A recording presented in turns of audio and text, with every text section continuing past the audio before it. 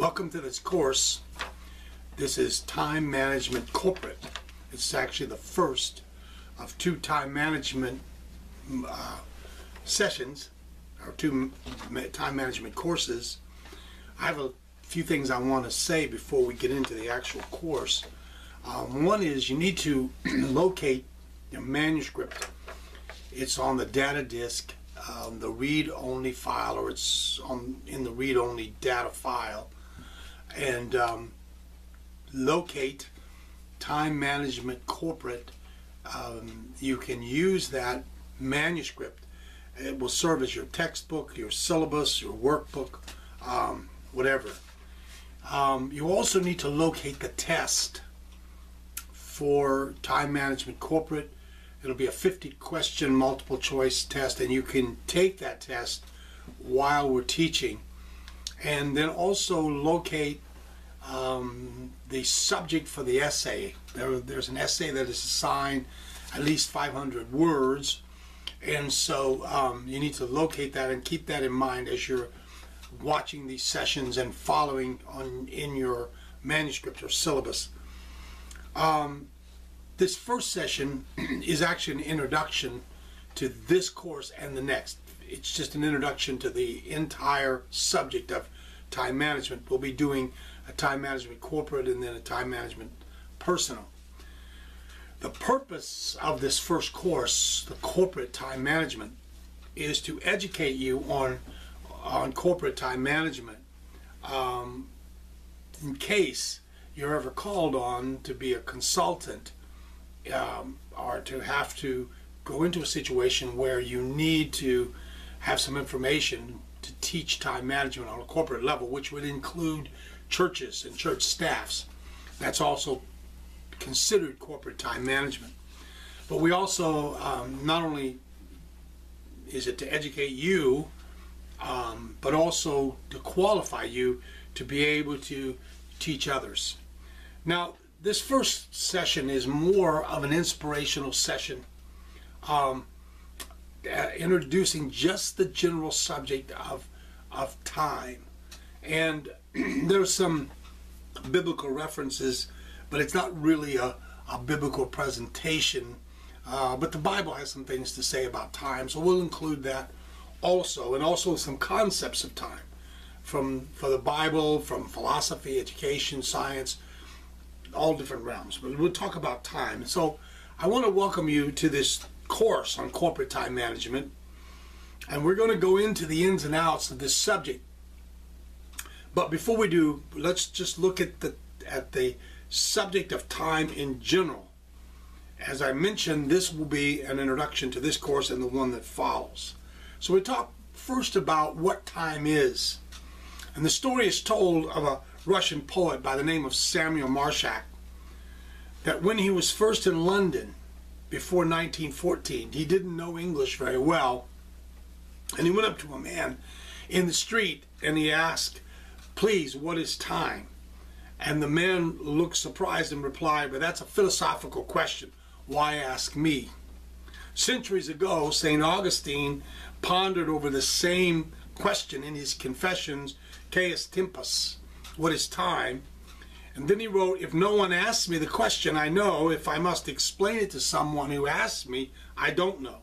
And such is the riddle of time. Time is perhaps the one thing in all the world of which the most use is made, but of which the least is really known. With Whitehead, we have to agree that it is impossible to meditate on time without an overwhelming emotion at the limitations of human intelligence. Regardless of our conception of time, our perception of time is usually negative. Time tends to be unpopular. It exercises a tyranny over our lives. Our days are regulated by the clock. The sands of life run out by the clock. The groaning wheels of machinery call for us. The tension of forces rends us. We work by time. We rest, if it is a rest, by time. We eat by time. We sleep by time. We even worship by time, promptly at the minute, and hurry home from the holy hill of Zion. In fact, our worship is sort of a, as someone would say, mixed pickles affair, for we have our morning paper and our business letters just read and still in our minds, and when the organ begins, we even whisper to the person next to us in the pew that if God spares us, we will do thus and so tomorrow. And we glance at the clock impatiently and wonder why the dear Reverend protracts the painful discourse so long. Time. We have fallen into the fatal habit of hurry. There is no escaping the penalty of a violated natural law. From early childhood, the clock controls our lives. It's time to go to bed. It's time to get up. It's time for your bath. It's time to do your schoolwork. And as we move through life, it becomes time to go to work, time to mow the lawn, time to go to the dentist, time to catch a plane, and finally, time to retire. And even then, time imprisons us by hanging heavy through boredom and slow-moving days. Time drags, as we might say. There's an amusing story that's told of a Russian philosopher who, after he had pleaded passionately for the insignificance and unreality of time, suddenly stopped and looked at his watch with genuine anxiety, saying that he has a few minutes, that he was a few minutes late taking his medicine. There have been many attempts to define time. St. Augustine asked where time came from and said it came out of the future, which didn't exist yet, into the present that had no duration, and went into the past, which had ceased to exist. Longfellow said, what is time? It's the shadow on the dial, the striking of the clock, the running of the sand, day and night, summer and winter, months, years, centuries. These are but the arbitrary and outward signs, the measure of time, not time itself.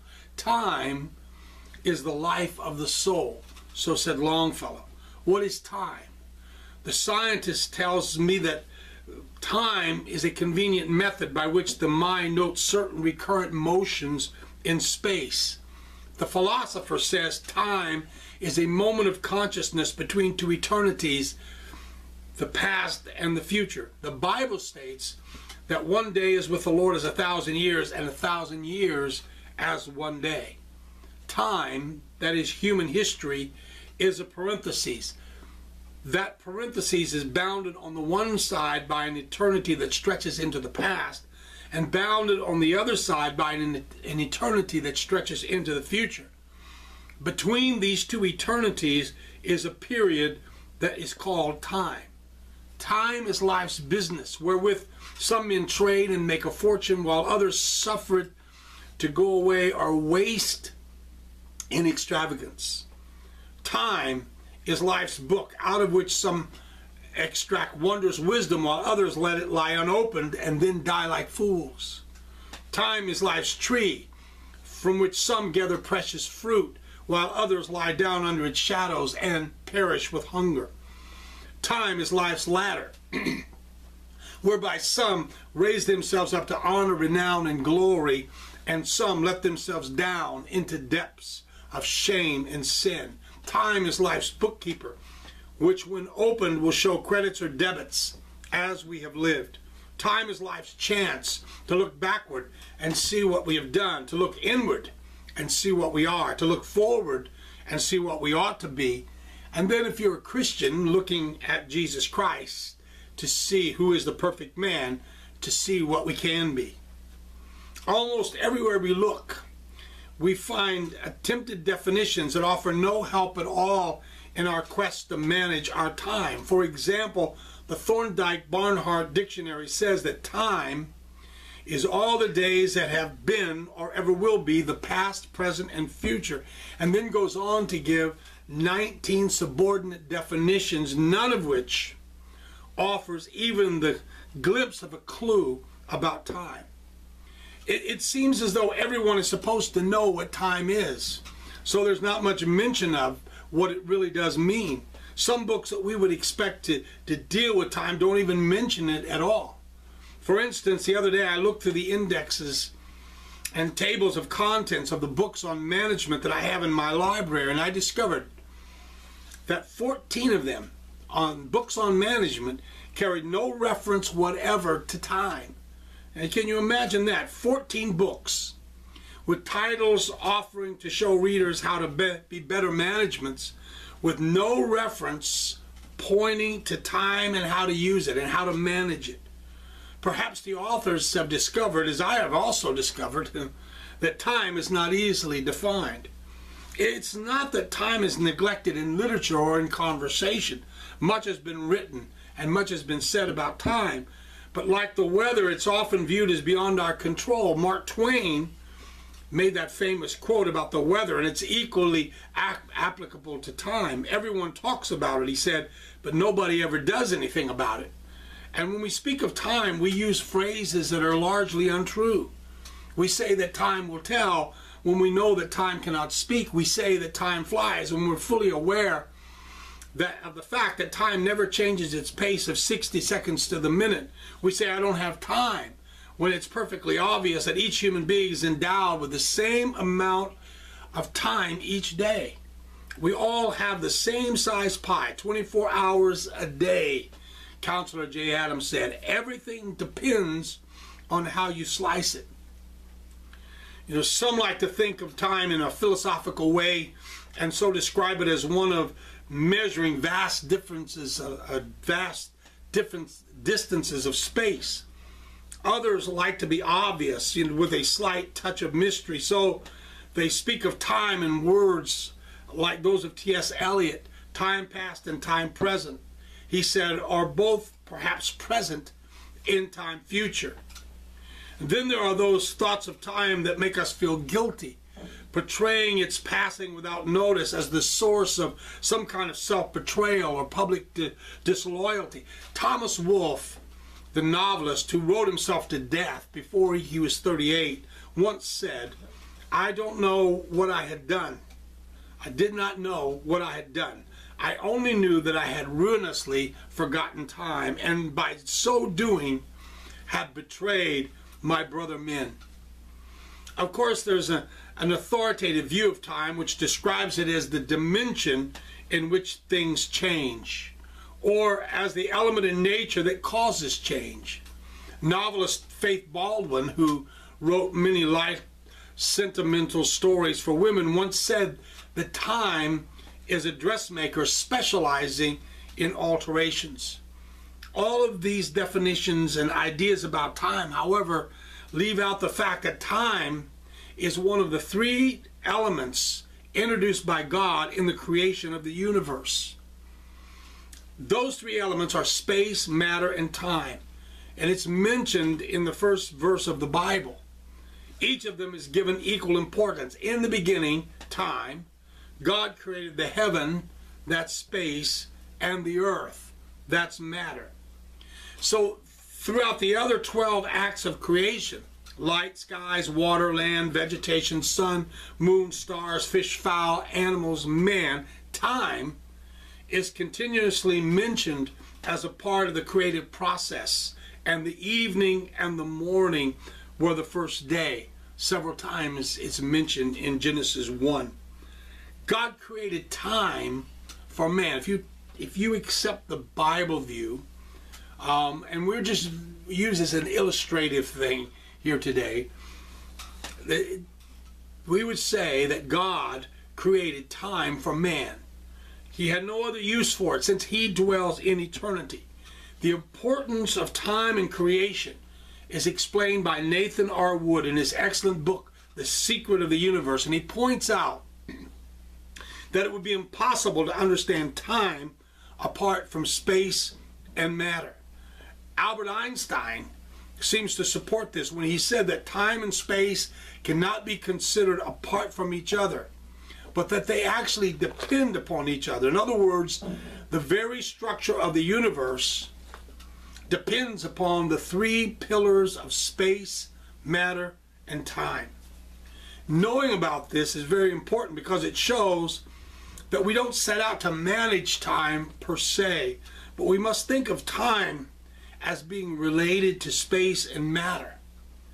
You see, it would be impossible to manage or control time apart from some control of what we do with material things in our lives and with the space in which we operate.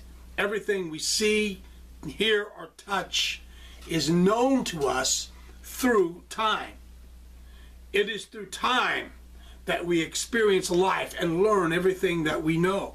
Benjamin Franklin said once, "Dost thou love life? Then do not squander time, for that is the stuff that life is made of." How foolish it would be to ignore time, the stuff that life is made of, and allow our lives to be lived in chaos and end in ruin. If you take the biblical view, God has created time and decreed that each one of us should be given a certain amount of time, as some of the church creeds say, to glorify Him, that we might enjoy Him forever. The divinely allotted time will run out almost before we know it. So let's talk about that, the gift of time. No matter what you think religiously, time is something that is a gift. And at the beginning of the new year, 365 new days are stretched out before us, once again, out there. Do you know what happens in America on every one of those days? 9,077 babies will be born. 2,740 children will run away from home. 63,288 automobile accidents will occur, in which 129 people will die. 5,962 couples will wed. 2,986 will divorce. 500 million cups of coffee will be drunk. $54,794 will be spent to fight dandruff. 10,000 people will take their very first airplane ride. 438 immigrants will become citizens. 10,930,000 cows will be milked. The U.S. postal system will sell 90 million stamps. 5,041 people will reach their 65th birthday. 176,810,950 eggs will be laid. The snack bar at Chicago's O'Hare Airport will sell 5,479 hot dogs covered with 12 gallons of relish and 9 gallons of mustard every day on each of those days.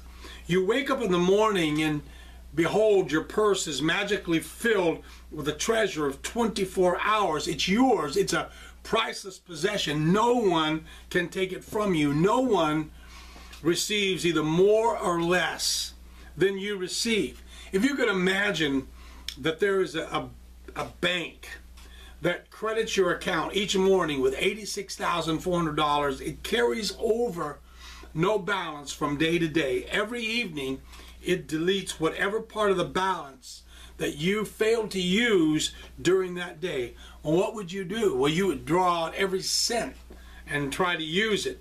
Each of us has a bank like that, and that bank is time. It's time. Every morning it credits you with 86,400 seconds. Every night it writes off as lost whatever of this that we failed to use to a good purpose. It carries over no balance. It shows no overdraft. Each day it opens up a new account for you. Each night it burns the remains of the day. If you fail to use the day's deposits, the loss is yours. There is no going back. There is no drawing against the tomorrow. You must live in the present day on today's deposit. Invest it so as to get the utmost in health and happiness and success. The clock is running. You have to make the most of today. People, in using their time, they relate to time in many different ways. Referees call time, prisoners serve time, musicians mark time, historians record time, loafers kill time, statisticians keep time. But no matter how people relate to time, the fact remains that all of us are given the same amount of time. There are only 24 hours per day, 168 hours per week. We need to use them. We have something the Queen of England has. We have something the President of the United States has. And it's yours and it's mine, and it's called time. We have as much time as the Queen of England, the President of the United States, or the head of a large corporation, the largest corporation, has. And we probably have, I'm sure all of us, have less responsibility. The busiest person in the world is not granted one more second to do their job than we have to do ours. We've got as big a piece of time as any other person alive, but remember, we get it 1 minute at a time. We can't store it up and save it for later. Let a minute slip by and we have lost it forever. The hour that was lost has never been found. You see, we have to use it as we get it, a minute at a time. The only way to save time is to spend it wisely. We can't hoard it and collect interest on it. We can't redeem it once it's gone. Either we spend it or we lose it. Time is constant. It never varies. The President of the United States has only 24 hours in every day, 60 minutes in every hour, 60 seconds in every minute. So time is constant. The difference is how that we use our time. So let's talk about redeeming the time. I remember reading a cute cartoon called Mutts. And the cartoon is about a little dog and a cat that they walk around making observations. And in one cartoon they see a big watchdog and they ask him, "Hey guard dog, do you ever let your guard down?" And he answered, "Hold fast the time. Guard it, watch over it every hour, every minute. Unguarded, it slips away. Hold every minute sacred.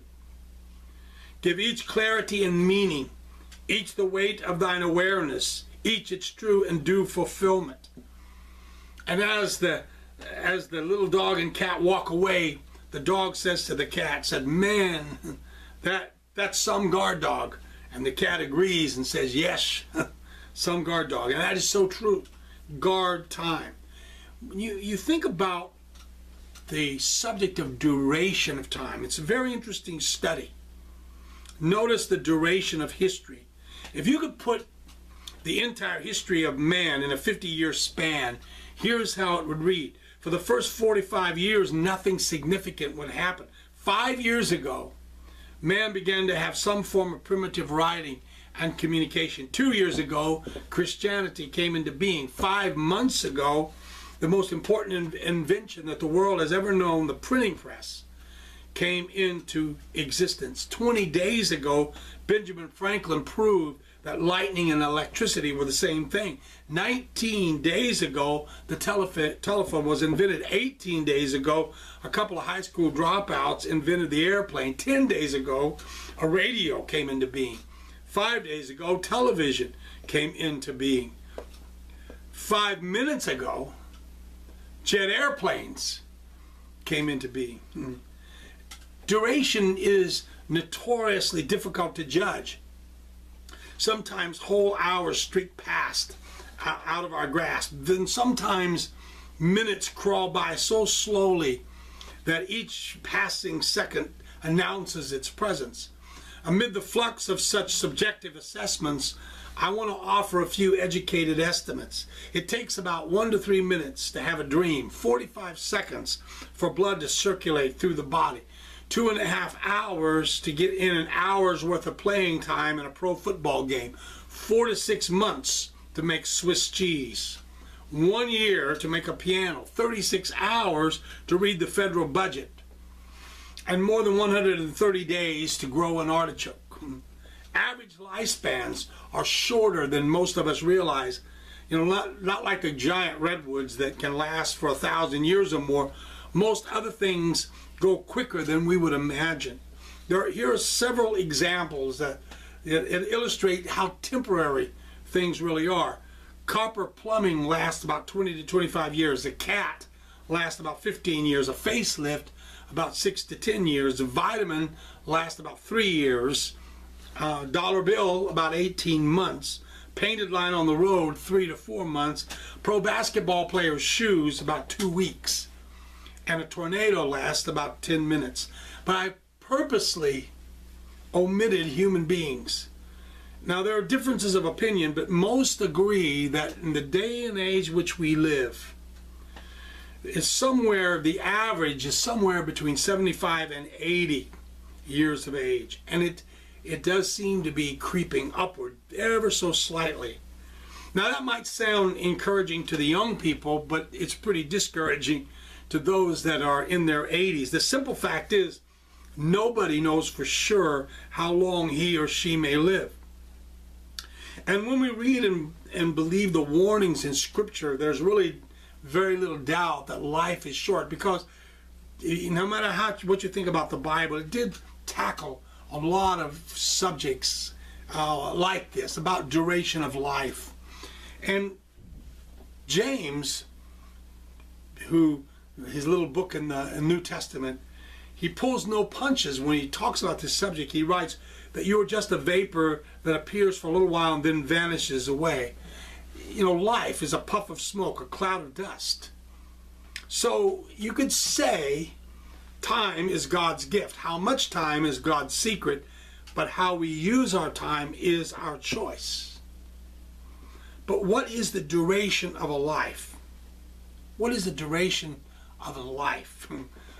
We don't know. We don't know.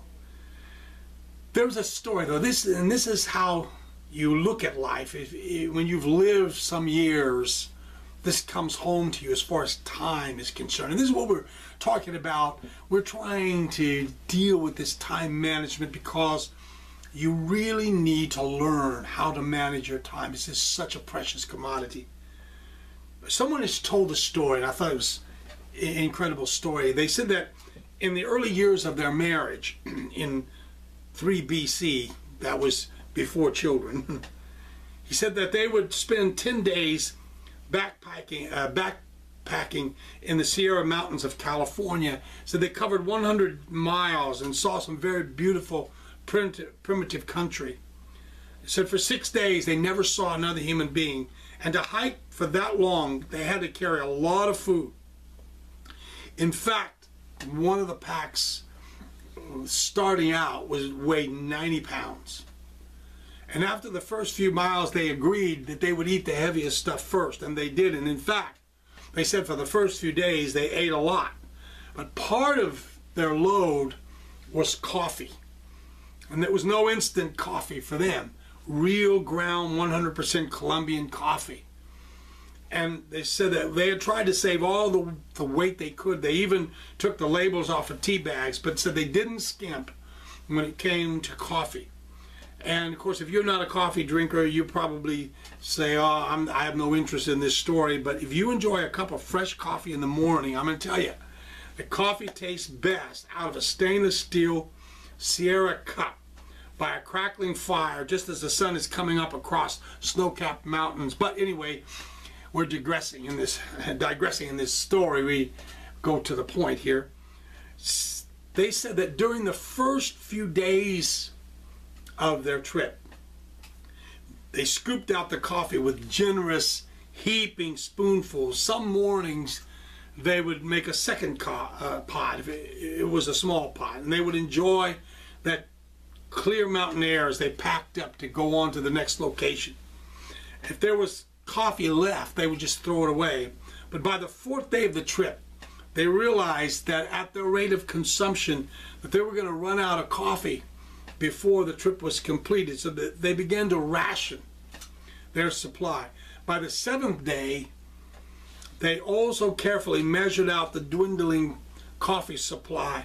And once they realized that they were getting down to the bottom of the bag, they began to measure out the coffee almost grain by grain. So we wanted to make it last, they said.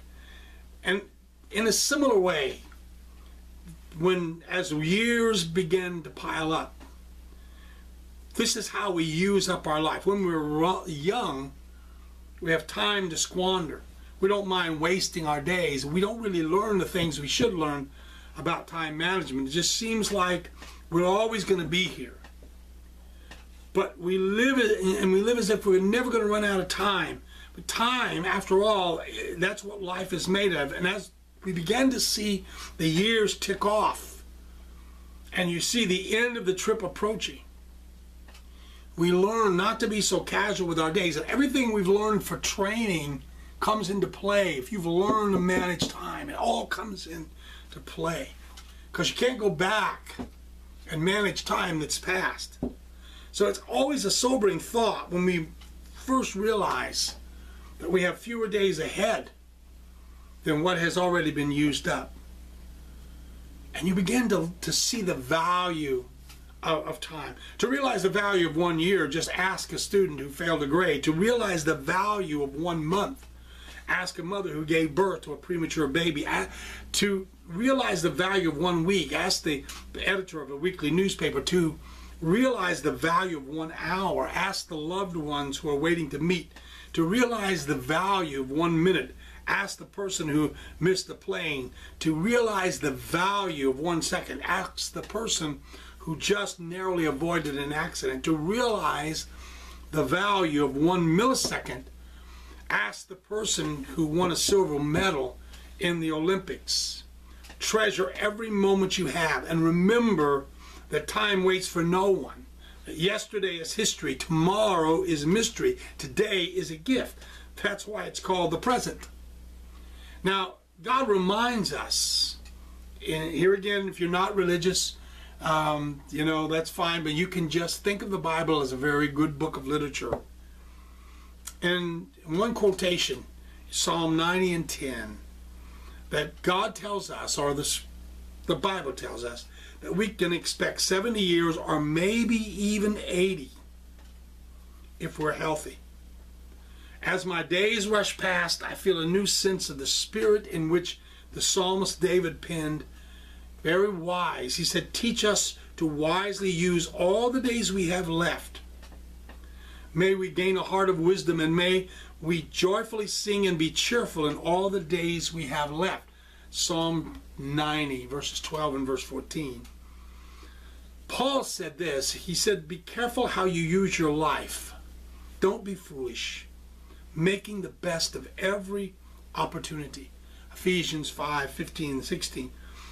Dr. Leslie Weatherhead in his book, Time for God, has a mathematically calculated schedule which compares a lifetime of 70. If you take 70 as actually a lifespan, and he did, it may be a little bit better in these days, but 70 is a good rule of thumb. And he compared 70 with the hours of a single day from 7 in the morning to 11 at night. So if your age is 15, the time is 10:25 a.m. If you're 20, the time is 11:34 a.m. If you're 25, the time is 12:42 p.m. If you're 30, the time is 1:51 p.m. If you're 35, the time is 3 p.m. If you're 40, the time is 4:08 p.m. If you're 45, the time is 5:16 p.m. If you're 50, the time is 6:25 p.m. If you're 55, the time is 7:34 p.m. If you're 60, the time is 8:42 p.m. If you're 65, the time is 9:51 p.m. And if you're 70, the time is 11 p.m. And officially you would be living on borrowed time. Someone wrote, and it was a great insight, Staff Sergeant Jarvis Anderson.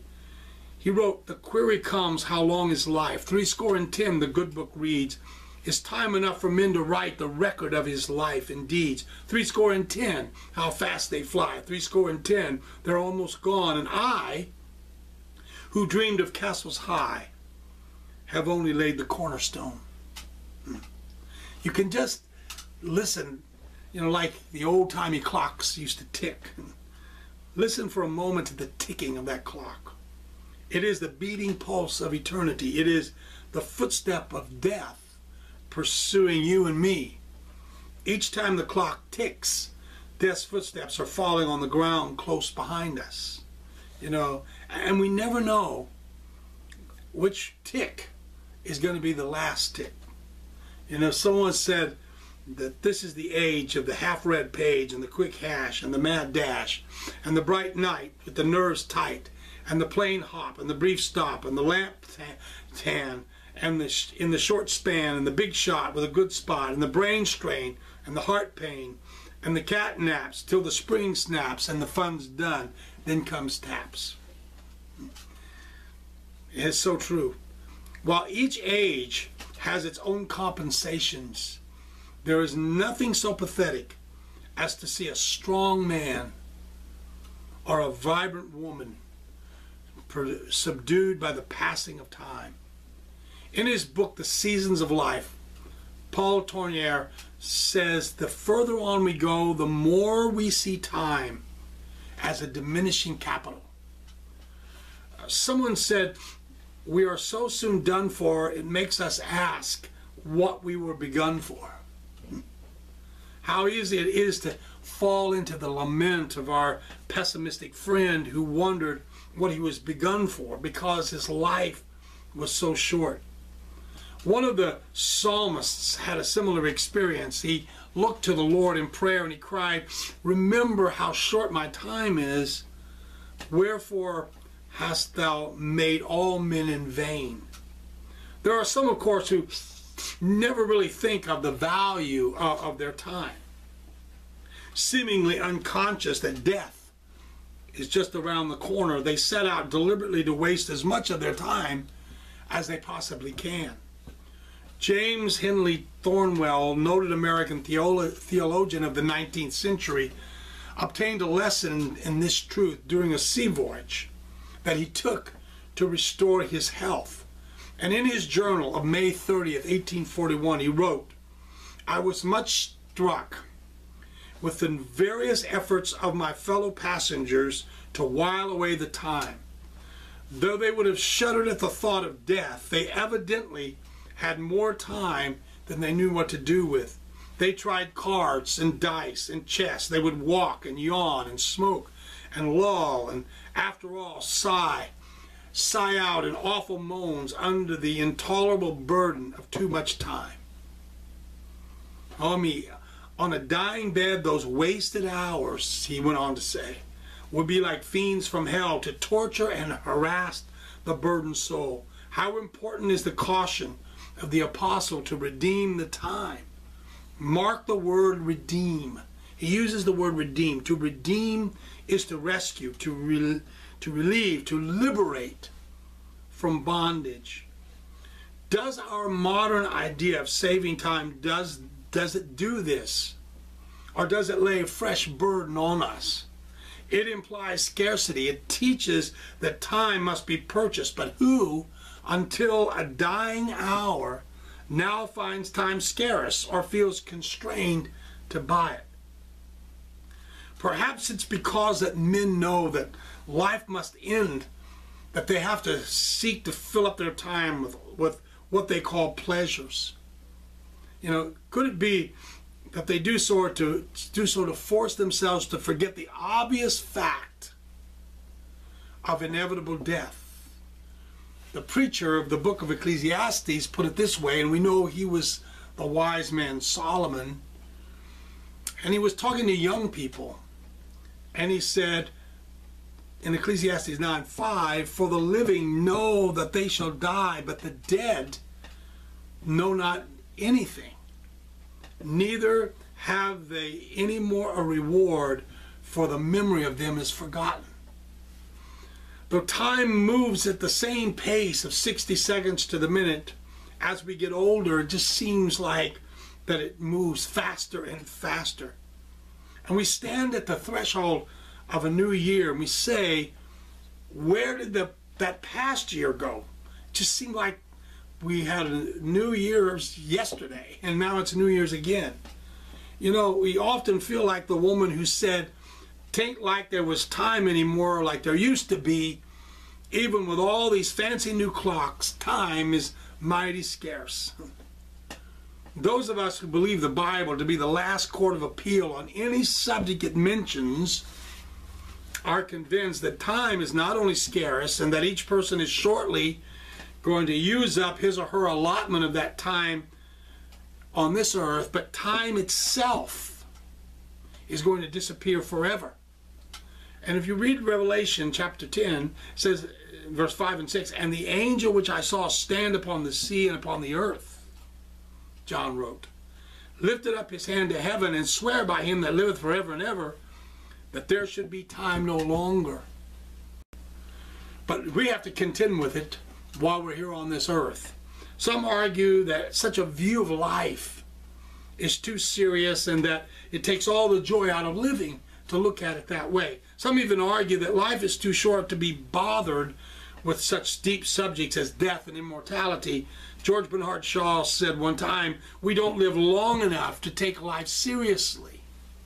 But that is really the great tragedy of our times. Men and women refuse to recognize the awful truth that life at its best is very brief. It's like the falling of a leaf. They will not accept the many warnings in the Bible that liken life to, and no matter what you think about the Bible, as literature, it's almost unmatched. And there are so many illustrations, and a lot of them are about life. And the Bible compares life to a shadow, to a disappearing vapor, to withering grass, to the wind, to a weaver's web and shuttle, to a hand's breadth, to messengers in a hurry.